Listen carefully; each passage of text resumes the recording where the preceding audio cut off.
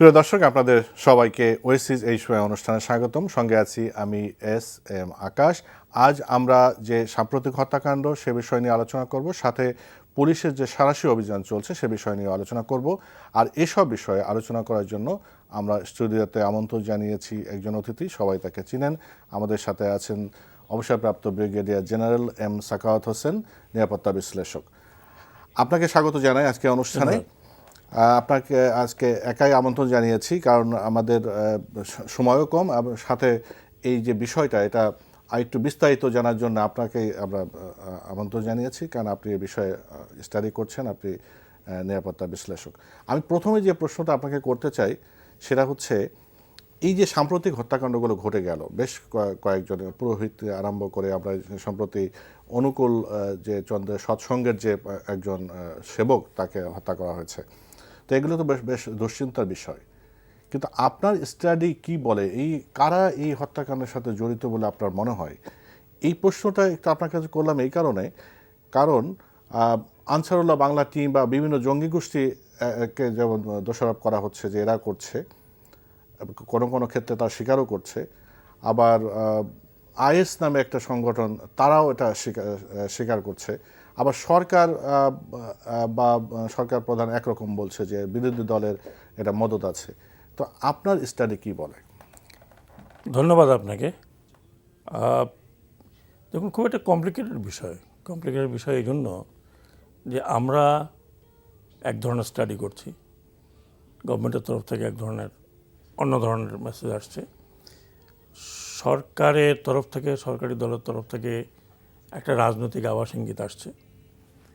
কিছুদিন আগে home minister আবার কয়েকটি দেশের কথা বলেছিলেন, পরবর্তী পর্যায়ে বোধহয় উনি বলেছেন যে উনি এই ধরনের কথা বলেন, অস্বীকার করেছেন বা উনি বলেননি এই ধরনের কথা। হয়তো আপনারা মিসইন্টারপ্রেট করেছেন, আমরা মিসইন্টারপ্রেটেড ভার্সনটা শুনেছি। কাজেই একটা বেশ কনফিউশন অ্যারাইজ করছে এখানে যে কারা করছে তো কেউ না কেউ। এবং আজকেও এই কিছুক্ষণ আগে আমি দেখে আসলাম যে এসপি সাহেবের যে স্ত্রীর হত্যা, সেটা আইজিপি বলছেন যে এটা জঙ্গিদের হতে পারে। এখন একবার জঙ্গিদের হতে পারে, আবার অন্য হতে পারে, আবার আমরা শিবির কথা শুনি। কাজে এইটা একটা পুরো দেশে কিন্তু একটা কনফিউশন আছে। কিন্তু আমি যদি আমার ক্ষুদ্র স্টাডি এবং আমি যেগুলো নিয়ে বেশি আগ্রহভাবে স্টাডি করছি আজকের থেকে না, বহু বছর থেকে, সেখানে যদি আমি দেখি তাহলে এই যে কতগুলো স্ট্রিং অফ মার্ডার বা হত্যা, এটা গুপ্ত বলেন আর প্রকাশ্যে বলেন, একটা হত্যা, এটা একটা সংঘবদ্ধ, ওয়েল ট্রেন্ড, ওয়েল মোটিভেটেড, মানে যথেষ্ট মোটিভেটেড একটি অর্গানাইজেশন দ্বারা অর্গানাইজডভাবে হচ্ছে। এবং এখানে আপনি দুটো ধারা দেখবেন, যেটা আমি দেখছি দুটো ধারা। একটা হচ্ছে এই ধারা যেটা আমরা দেখছি, যেখানে ইভেন একই ধর্মের বিশ্বাসে ভিন্ন মতাবলম্বী কয়েকজন মারা গেল, শিয়াদের উপরে হামলা হলো, আমাদের উপর হামলা হলো। এখন আমরা দেখছি মাইনরিটি কমিউনিটির উপরে কতগুলো হামলা হচ্ছে। আবার অন্যদিকে ব্লগার এবং কিছু ব্লগারদের হত্যা আমরা দেখলাম। এই দুটি ধারা কিন্তু দুই রকম। একদিকে ব্লগারদের সাথে এখানে কোনো ধর্ম বিষয় নেই, মাইনরিটি বিষয় নেই, ধর্ম বিষয় নেই ইন এ সেন্স, ব্লগাররাও নামে ইসলাম ধর্মের, মুসলমান ধর্মের, কিন্তু তাদেরকে বলা হচ্ছে যে তারা লেখালেখিটা ধর্মের বিষয়, ধর্মের বিষয়, ধর্ম অবমাননার বিষয়ে কথা বলা হচ্ছে। কিন্তু আরেকটি আপনি যদি স্ট্রিং দেখেন, এদেরকে বলা হয় যে ইসলামের বাইরে যারা, আপনি শিয়া, আপনি আহমদিয়া, তারপরে খ্রিশ্চান কমিউনিটি, হিন্দু কমিউনিটি। তো এটা কিন্তু আবার আরেকটি, মানে যারা পীরে বিশ্বাস করে, সুফিজমে বিশ্বাস করে, খানকায় বিশ্বাস করে, তো এই ধরনের। এখানে দুটি ধারা আমি দেখছি। এখন এই দুটি ধারার দুইটি আইডিওলজি এখন এই ক্ষেত্রে বিদ্যমান, যেটা নিয়ে ওয়েস্টার্ন কান্ট্রিতে খুব গবেষণা হচ্ছে যে কার কী আইডিওলজি, সেই আইডিওলজির সাথে কিন্তু মিলে যাচ্ছে। একটা হচ্ছে আইএস, আর একটা হলো আল কায়দা, যারা অলরেডি ঘোষণা দিয়েছে যে তারা আল কায়দা ইন হিন্দ, এখানে স্টাবলিশ করেছে। এখন সেটা কি গ্রাউন্ডে করেছে না বায়োবিও, এটা তো আমরা বলতে পারি না। বা সিমিলার কেস, মানে আইএসের যে মুখপাত্র কয়েকদিন আগে একটা পত্রিকা আসছে যে তিনি কানাডিয়া বাংলাদেশি এবং বর্তমানে তিনি বাংলাদেশি আছেন, এবং আমাদের পুলিশ বলছে এই ধরনের কোনো লোক এখানে আসেনি। তো তার নামটা আমার কাছে লেখা আছে, যদি আপনি ইন্টারেস্টেড হন জি প্লিজ বলেন। আমি বলতে পারি তার নাম। তিনি হচ্ছেন, তার পুরো মানে সুডো নেম যেটা, শায়েখ আবু ইব্রাহিম আল হানিফ, কানাডীয় বাংলাদেশি। নাম হচ্ছে তার তামিম চৌধুরী। তামিম চৌধুরী, কিন্তু বাংলাদেশ পুলিশ তো স্বীকার করছে না, বাংলাদেশ পুলিশ বলছেন না। যাই হোক, এটা একটা ক্যানাডিয়ান লিডিং নিউজ পেপারের খবর এবং আরও কয়েকটি খবর বলছে। তার মানে হচ্ছে যে আইএস আছে কি নাই সেটা যে বিতর্কিত যদি থাকেও, তাদের একটা প্রচেষ্টা আছে যে বাংলাদেশকে তাদের সাথে যুক্ত করার, এবং এই যুক্তটা নানাভাবে হতে পারে। একটা হচ্ছে আইডিওলজিক্যাল, যে আমি আপনার ভাবধারা ধারণ করলাম, করে আমি অ্যাকশন করছি। আরেকটা হচ্ছে যে আমি আপনার ভাবধারা ধারণ করলাম অন বিহাফ অফ ইউ, আপনার হয়ে আমি এই কাজগুলো করছি। তো কাজে দুইটা আরেকটা হলো ফিজিক্যাল তো ধরুন হইতে হলে আপনাকে যেতে হবে ওদের হেডকোয়ার্টারে বা তাদেরকে আসতে হবে এখানে। তো আমি যেটা মনে করি, আপনার হয়ে আমি কাজ করছি উইথ ইয়োর আইডিওলজি, এইরকম আমাদের নিজস্ব দেশের নিজস্ব লোকেদের অর্গানাইজেশন আছে যাদের সাথে ওই আইডিওলজিক্যাল এবং মেন্টাল লিঙ্কটা আছে। যে কারণে আপনি দেখেন দুইটা স্ট্রিম। আইএসের যে স্ট্রিম সেটা কিন্তু এই লাস্ট যে, কিন্তু যদি শুধু আইডিওলজিক্যাল হয়ে থাকে তাহলে এই আমি যে যেটা বলছি, এই যে আমি এটা শেষ করি। এই যে লাস্ট যে আপনার আশ্রমের যে পুরোহিত সেবক আজকে বলছে, আইএস বলছে যে আমরা করেছি, এটা জি, ডিক্লেয়ার করেছে। কিন্তু আপনি দেখেন অনেকগুলোতে কিন্তু আইএস বলে না, সেইগুলো আবার আল কায়দা বলে। হ্যাঁ, তো আপনি দুইটা ধারা দুই রকমের দেখছেন। আপনি বলছিলেন যে আইডিওলজিক্যাল লিঙ্কেজে, তাহলে আইএস স্বীকারোক্তিটা কিভাবে আসছে? এই স্বীকারোক্তিটা আসছে এখানে যে যে ঘটনাগুলো দ্বারা ঘটছে according to that ideology, according to ওই ছক, এবং এখান থেকে এই নিউজগুলো যাচ্ছে। সেই নিউজগুলো কিভাবে যাচ্ছে? কমিউনিকেশনের কোনো অভাব নেই। সেই নিউজগুলো এখান থেকে যাচ্ছে, এখান থেকে পাঠাচ্ছে, যেটা হয়তো আইএসের যে মুখপত্র আছে দুটি, একটা তো হলো দাবি, আর একটা কিন্তু ওদের ডেইলি মুখপত্র একটা আছে যা এখন আবার বাংলাতে ট্রান্সলেট হচ্ছে। সেটা সেখান থেকে পিক আপ করছে সাইট নামক যারা যারা যারা ট্র্যাক করছে সেগুলো, তারা আবার এই খবরটা দিচ্ছে, সেই খবরটাই দুনিয়াব্যাপী ছড়াচ্ছে। কমিউনিকেশন তো ইজ নট এ প্রবলেম। আপনি মনে করেন যে শুধুমাত্র ইলেকট্রনিক কমিউনিকেশন হতে পারে, নানাভাবে কমিউনিকেশন হতে পারে। ইভেন ইলেকট্রনিক কমিউনিকেশনও যদি হয়, কেউ তো ওপেনলি বলবে না, সেটা অনেক সাংকেতিকভাবে চলে যেতে পারে। তো এটা মানে এখান থেকে ওখানে কেন কীভাবে গেল, এটা আমার মনে হয় এখন এটা মানে এই প্রশ্ন না, আমি ওইটা প্রশ্ন না। প্রশ্ন হলো যে যদি শুধু আইডিওলজিক্যাল হয় এবং তাদের যদি অন বিহাভ অফ যদি না হয়, যে আমি শুধু অন বিহাভই হচ্ছে, আমি যেটা বলছি, অন বিহাভ যদি হয় তাহলে এটা ঠিক আছে। আপনি যখনই আইডিওলজির কথা বলছেন, আমি তো শুধু আইডিওলজি ধারণ করব না, আমি on behalf of you I am working. হ্যাঁ, এখন পর্যন্ত আমি যদি বলি যে দিস ইজ অ্যাপ্রেন্টিসশিপ, মানে অ্যাপ্রেন্টিসশিপ, আমি আপনাকে দেখি আপনি আমার কতখানি কাবিল শিষ্য, তখন আমি আপনাকে রেকগনাইজ করব। সেই ধরনের অ্যানাউন্সমেন্ট কিন্তু এখনও আমরা দেখিনি যে কাকে তারা সাপোর্ট করছে। কিন্তু বোঝা যাচ্ছে, আপনি যখন জেএমবি, আপনি যদি ওদের ওদের মুখপত্র পড়েন, তাহলে দেখা যাচ্ছে যে তাদের ফেভারিট হচ্ছে জেএমবি, কারণ তারা সবাইকে বাতিল করছে বাংলাদেশে। বলছে জেএমবি একমাত্র যারা অ্যাকচুয়াল এই সঠিক পথে আছে, বাকি কেউ নাই।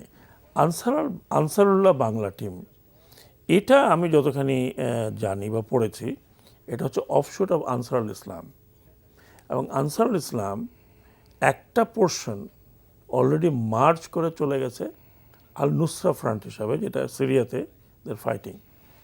তারা কিন্তু আলাদাভাবেই সিরিয়াতে যুদ্ধ করার জন্য চলে গেছে। আরেকটি অর্গানাইজেশন যেটি বিলীন হয়নি, আনসারুল ইসলাম হিসাবে তারা আল কায়দার পার্ট হয়ে আছে। এখন এই আনসারুল ইসলাম এবং আনসারুল্লাহ বাংলা টিম, প্রায়ই এখানে আনসারুল ইসলামের কথা বলা হয়, যে আনসারুল ইসলাম বা আনসারুল্লাহ বাংলা টিম আমার যতটুকু মনে হয়, আমার যেটা স্টাডি, তাদের আইডিওলজির ধরন, এটা দেখে মনে হচ্ছে দে আর অন দ্য আদার সাইড। এবং এখানে একটি ইন্টারেস্টিং বিষয় যে এই দুইজনের আইডিওলজি এক, সুন্না বেসড, শরিয়া বেসড সোসাইটি বা রাষ্ট্র, আইডিয়াটা এক, কিন্তু কৌশল ভিন্ন।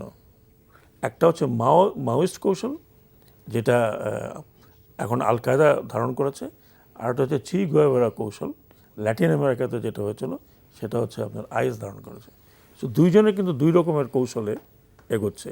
আল কায়দা মনে করে এর সময় নিয়ে করো, মানে হুড়াহুড়ির কিছু নেই, জনমত তৈরি করো। এখন জনমত তৈরি করতে এমন এমন টার্গেট সিলেক্ট করো যেগুলোর বিরুদ্ধে একটু মৌন সাপোর্ট পাওয়া যায়। আপনি যখনই বলছেন যে ধর্ম নিয়ে লেখালেখি করছে, ধর্মকে গালি দিচ্ছে, বা আমাদের প্রফেট সাল্লাল্লাহু আলাইহি ওয়াসাল্লামকে নিয়ে কটূক্তি করছে, যখন এইগুলো বের হয় তখন কিন্তু অনেক সিম্পাথাইজার পাওয়া যায়, বেশিরভাগই। হ্যাঁ, কেন? এটা হচ্ছে আল কায়দার এটা হচ্ছে আল কায়দার। আর আইএসের হচ্ছে আপনি অপরচুন টার্গেট। এবং আল কায়দার যে থিওরিতে যা আছে, যে শরিয়ার বাহিরে যারা আছে দে আর, মানে টার্মটা আমি ভুলে যাচ্ছি। যে প্রসঙ্গগুলো আপনি জিএমবি এবং আল কায়দা বিষয়ে কথা বলছেন, আমরা আজকে দেখলাম যে পুলিশের আইজিপি আজকে আবারও বলেছেন যে দেশে জিএমবি এবং আনসারুল্লাহ বাংলা টিমে সক্রিয় অবস্থান আছে, এটা পুলিশও স্বীকার করে। কিন্তু যেটা আমরা বাংলাদেশ সরকার এবং পুলিশ স্বীকার করছে না, বা হয়তো অবশ্যই কোনো যৌক্তিক কারণ আছে, সেটা হলো যে আইএস বা আল কায়দার এখানে কোনো অবস্থান নেই। কিন্তু ব্যাখ্যা বিশ্লেষণে বা হত্যার ধরন দেখে যেটা মনে হচ্ছে, আপনি যেটা বললেন যে তাদের যে আইডিওলজির সাথে কিছুটা মিল আছে, কিন্তু আসলে এই মুহূর্তে যে জেএমবি হোক আর আনসারুল্লাহ বাংলা টিম হোক, এখন যে অভিযানগুলো চলছে এবং অভিযানে যে ধরপাকড় হচ্ছে, আমরা পত্রপত্রিকায় দেখলাম যে অনেক ধরা হয়েছে, কিন্তু জঙ্গি সন্দেহে কিন্তু হাতে গোনা কয়েকজন ধরা হচ্ছে এইভাবে। হ্যাঁ জি, আমি বুঝতে পারছি আপনার কথাটা। আমি আগে একটু শেষ করে ফেলি। জি জি। আইএস আল কায়দা এখানে আছে কি নাই, এটা ডেফিনেশন তো আমাদের কাছে নেই। কি হলে আছে মনে করব, কি হলে নাই মনে করব। আমিও মনে করি যে এখান থেকে, সিরিয়া থেকে কেউ এখানে আসেনি, অথবা অন্য আফগানিস্তান থেকে এখানে কেউ আসেনি, বা আরব কান্ট্রি থেকে কেউ এখানে এসে বসে নেই, বা এখানে ওইরকম বেস তৈরি করেনি। কিন্তু আমি যেটা বললাম যে ওনারা সবাই বলছেন যে আনসারুল্লাহ বাংলা টিম, বা যেটা অফশুট হচ্ছে আনসারুল ইসলামের অফশুট আনসারুল্লাহ বাংলা টিম, এটা তো আমাদের পুলিশই বলছেন। আইজিবো সেটা আজকে স্বীকার এক্স্যাক্টলি ওটাই বলছেন। তাহলে আমি বলছি যে আইডিওলজিক্যাল কানেকশন, যে আমি আপনার হয়ে কাজ করছি, সেটা তো আর দেখা যাচ্ছে না, সেটা তো আর আপনি কাগজে কলমে প্রমাণও পাচ্ছেন না। যেই কারণে আমি মনে করি যে এই স্বীকারোক্তিগুলো আসছে, তো স্বীকারোক্তিগুলোই তো এক ধরনের, হয় তারা সত্যি সত্যি স্বীকারোক্তি দিচ্ছে, অথবা এখান থেকে একটা স্বীকারোক্তি পাঠাচ্ছে। যেটাই হোক, তার মানে যে এই নামগুলো তো ব্যবহার হচ্ছে সেখানে, এবং আইডিওলজির সাথে তাদের মিলে যাচ্ছে, তো সেই আইডিওলজিতে তারা কাজ করতেছে। যেমন শিয়াদের বলা হচ্ছে রিফাদা, মানে অফশুট অফ ইসলাম। তো কাজে আমি তো মনে করি যে আইজিপি সাহেব মানে সম্পূর্ণভাবে কোনো কিছু ডিনাই করেছেন, বা নতুন কথা, উনি অত দুটো নাম বলেন নাই, কিন্তু আসলে তো ঘটনাগুলো এগুলো ঘটছে, এবং ঘটনাগুলোর ঘটনাগুলো একই রকম, তাদের আইডিওলজির সাথে মিলছে। তো আপনি যখন থিওরির সাথে মিলে যাচ্ছে প্র্যাকটিক্যালি, তো তখন এটাকে আপনি যে নামই দেন না কেন, এখানে ডিনাই করা তো আমি আমার মনে বিষয়টা পরিষ্কার হয়েছে। এখন যেটা হচ্ছে জেএমবি বা এই যে জঙ্গি বিরুদ্ধে যে অভিযান আপনি চলছে, যে অভিযানের কথা বললেন, এই অভিযানটা কতটা কার্যকর? এখন অভিযান হচ্ছে কি একটা কৌশলগত বিষয়, যে আপনি এই অভিযানে কি অ্যাচিভ করতে চাচ্ছেন, এই অভিযানের কৌশলটা কি হবে, এই অভিযানটা কতখানি গোপনীয় হবে, বা গোপনীয় মানে সারপ্রাইজিং এলিমেন্টের মধ্যে থাকবে, কতখানি সারপ্রাইজিং ঘোষণা দিয়ে হবে। এখন যখন আপনি ঘোষণা দিলেন তখন তো কোনো সারপ্রাইজিং এলিমেন্ট নাই। এখন ঘোষণা দেওয়া না দেওয়া বাংলাদেশে প্রায় সমান। পুলিশ একটা অভিযান চালাবে, সেটা ঘোষণা না দিলেও যারা আপনার এই জঙ্গি বলেন বা ক্রিমিনাল বলেন, তারা জেনেই যায়। কারণ আমাদের দেশে মানে টাইট সিকিউরিটি ওইভাবে সিকিউরিটি অফ ইনফরমেশন যেভাবে টাইট রাখা হয় সেভাবে রাখা যায় না, সম্ভব না। হাওয়ার তারপরেও এই ঘোষণা দিয়ে করাটা, ঘোষণা না দিলেও এই হতো। কারণ যেটা আমি বললাম যে সিকিউরিটি অফ ইনফরমেশন বলতে আমাদের দেশে তো তেমন কোনো কিছুই নেই। মানে আপনাদের ভাষা যদি বলি, নাম না প্রকাশ করার শর্তে কেউ বলে দিল, রাইট, মানে এটা সামহাও যারা জানা তারা জেনে তারা জেনে যায়। কিন্তু এখানে ঘোষণা দিয়ে ওনারা কি অ্যাচিভ করতে যাচ্ছেন আমি ঠিক জানি না। কারণ আপনি যখন ঘোষণা দেবেন তখন তো রিয়েল ক্রিমিনাল যারা তারা তো আর বসে থাকবে না, আপনার হাতে ধরা দেওয়ার জন্য তো তারা বসে থাকবে না। আপনি তার বাড়িতে যাবেন, তার হাইড আউটে যাবেন, তার আরেক জায়গায় যাবেন, সে তো ডেফিনেটলি ওই এলাকা ছাড়বে, নয় এমন কোনো জায়গায় চলে যাবে যেখানে তাকে খুঁজে পাওয়া যাবে না।